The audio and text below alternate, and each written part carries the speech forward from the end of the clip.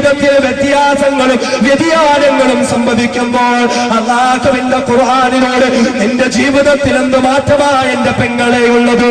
നിന്റെ ജീവിതത്തിൽ വിശ്വാസത്തിന്റെ വേലിയേറ്റങ്ങൾ സൃഷ്ടിക്കപ്പെടുന്നുണ്ടോ?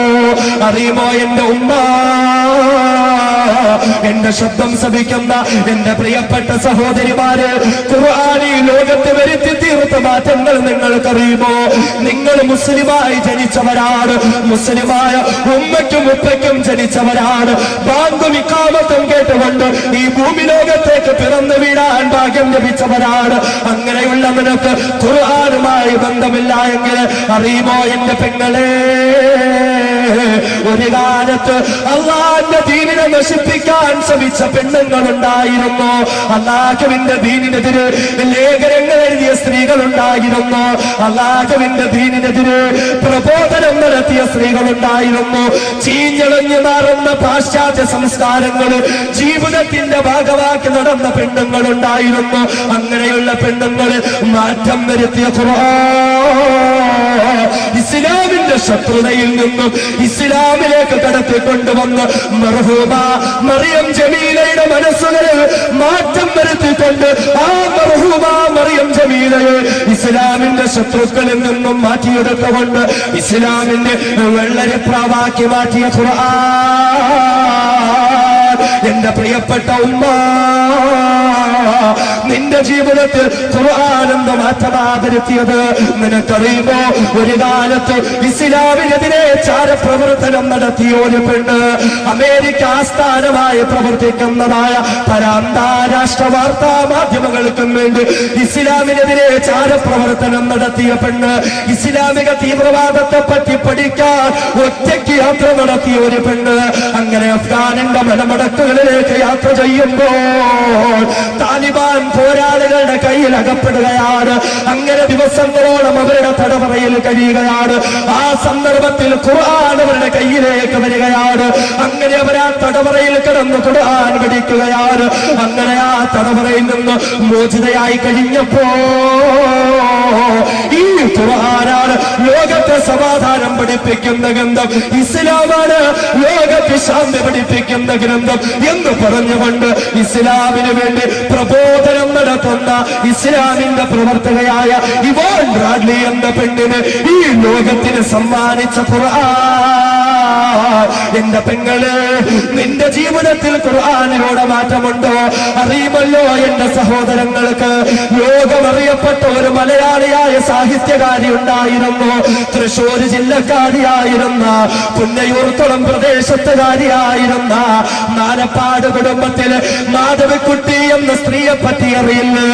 മലയാള സാഹിത്യത്തിന്റെ മാണിക്യക്കല്ലായിരുന്ന മാധവിക്കുട്ടിയുണ്ടല്ലോ, തന്റെ ആത്മകഥകളിലൂടെ വായനക്കാരുടെ ചോര ചൂട് പിടിപ്പിച്ച മാധവിക്കുട്ടിയുണ്ടല്ലോ.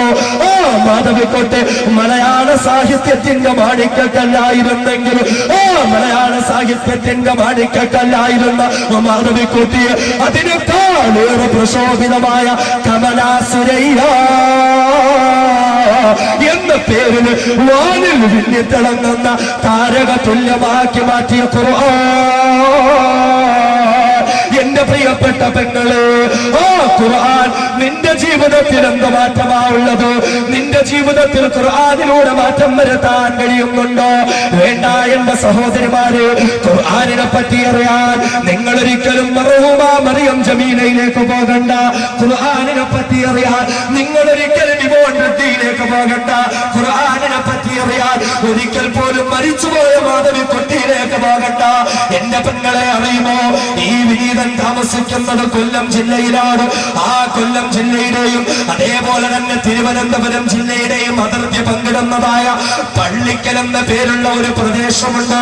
കൊല്ലം ജില്ലയുടെയും തിരുവനന്തപുരം ജില്ലയുടെയും അതിർത്തി പങ്കിടുന്നതായ പള്ളിക്കൽ എന്ന പേരുള്ള ഒരു പ്രദേശമുണ്ട്. ആ പള്ളിക്കലിലേക്ക് എന്റെ ഉമ്മ, എന്റെ പെങ്ങള്, ഒരു ദിവസം നിങ്ങളൊന്ന് പോകുമോ? ഒരു ദിവസം നിങ്ങളൊന്ന് പോകുമോ? ആ പള്ളിക്കൽ എന്ന പ്രദേശത്ത് അറിയപ്പെടുന്ന പള്ളിക്കൽ ബരാത്ത് എന്ന സ്ഥാപനത്തിലേക്കൊന്ന് പോകുമോ? എന്താണ് പള്ളിക്കൽ ബരാത്ത് എന്നറിയുമോ?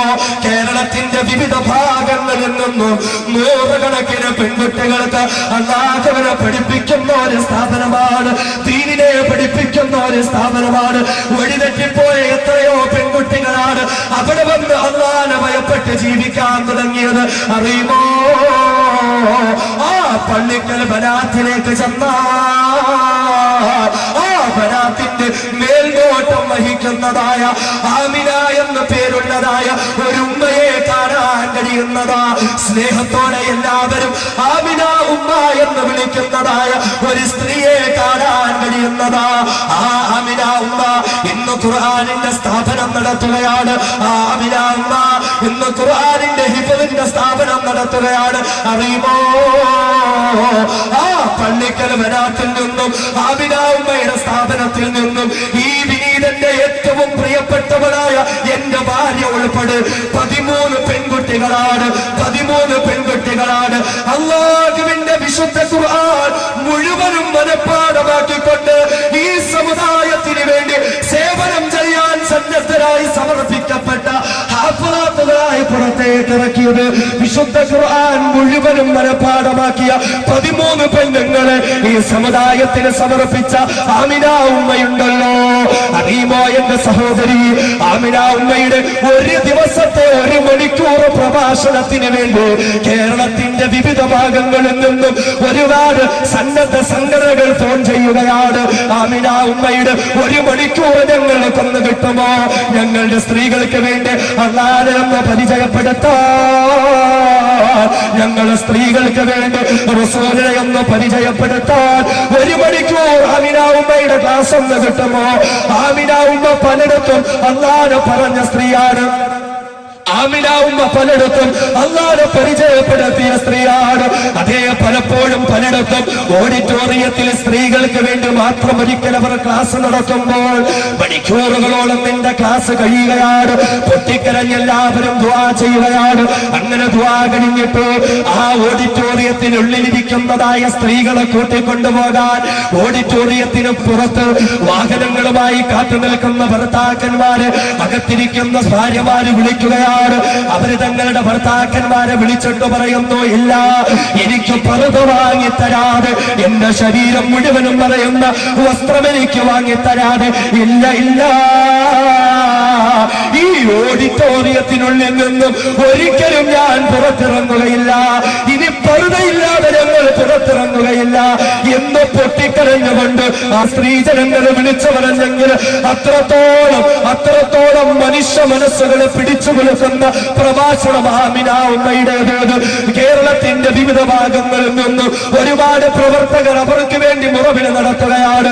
ഈ വിനീതൻ പാലക്കാട് ജില്ലയിലുള്ള കൊല്ലങ്കോട് എന്ന പ്രദേശത്തുള്ള ഐഡിയൽ റിലീഫ് കമ്മിറ്റിയുടെ ഒരു പ്രഭാഷണത്തിന് വേണ്ടി ചൊല്ലുമ്പോൾ അവിടെയുള്ള ഈ വിനീതന്റെ പ്രിയപ്പെട്ട കൂട്ടുകാരായ ആഷിഖെന്നും അൻവറെന്നും ഇബ്രാഹിം എന്നും പേരുള്ള സഹോദരന്മാര് പല പ്രാവശ്യം വിളിച്ചു പറഞ്ഞു, ഉസ്താദേ, ഒരു ദിവസം ആമിന ഉമ്മയെ ഞങ്ങളുടെ നാട്ടിലേക്കൊന്ന് കൊണ്ടുവരുമോ?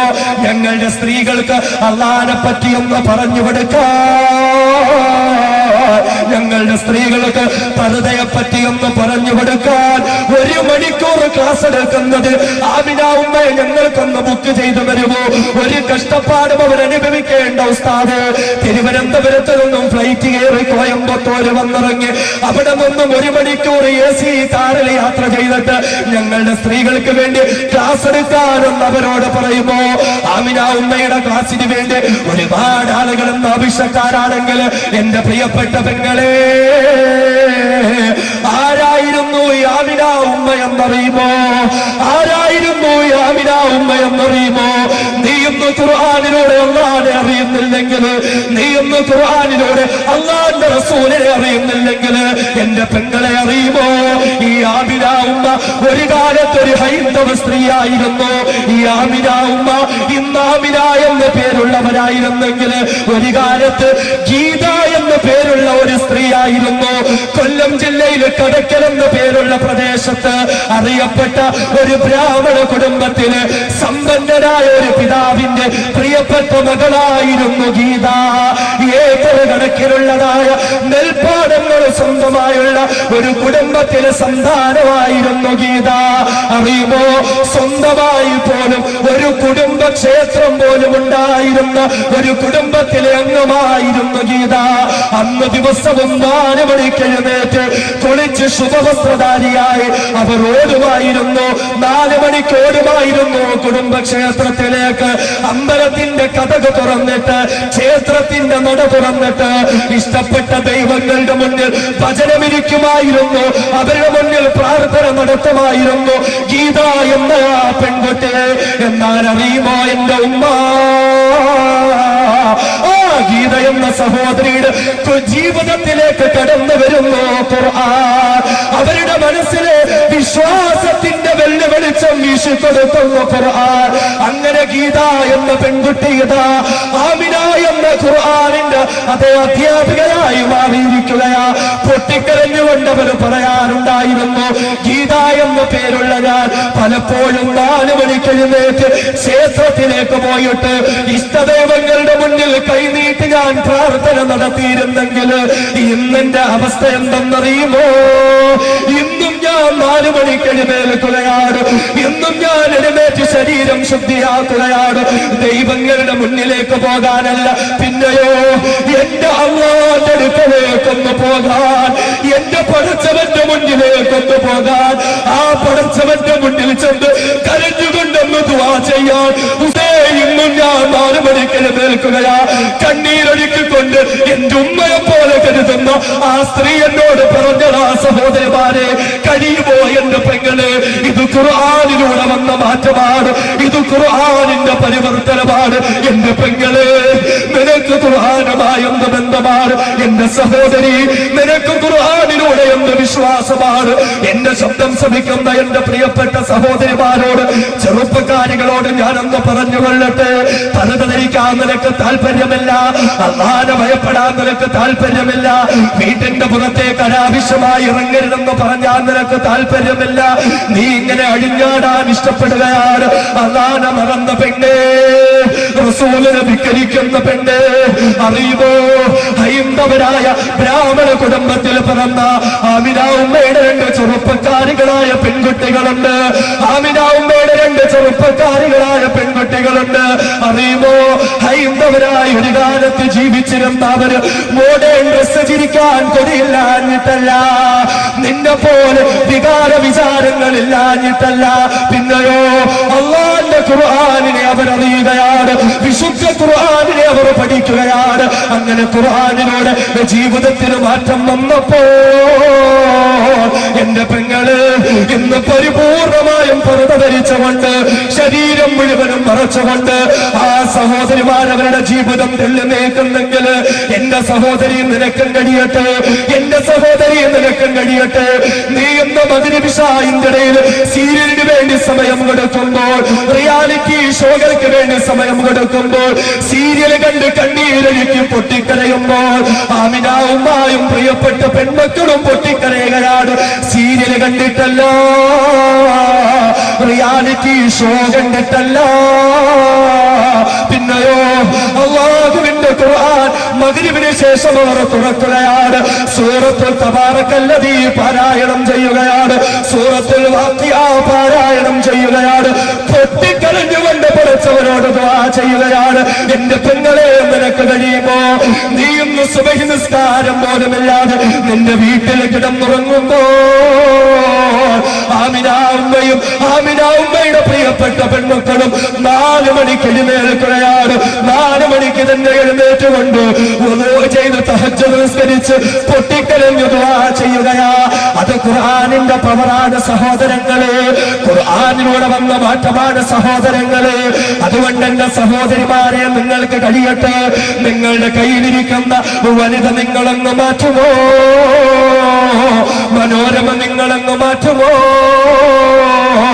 മംഗളം നിങ്ങളങ്ങ് മാറ്റുമോ? ടിവിയുടെ റിമോട്ട് നിങ്ങളങ്ങ് മാറ്റുമോ?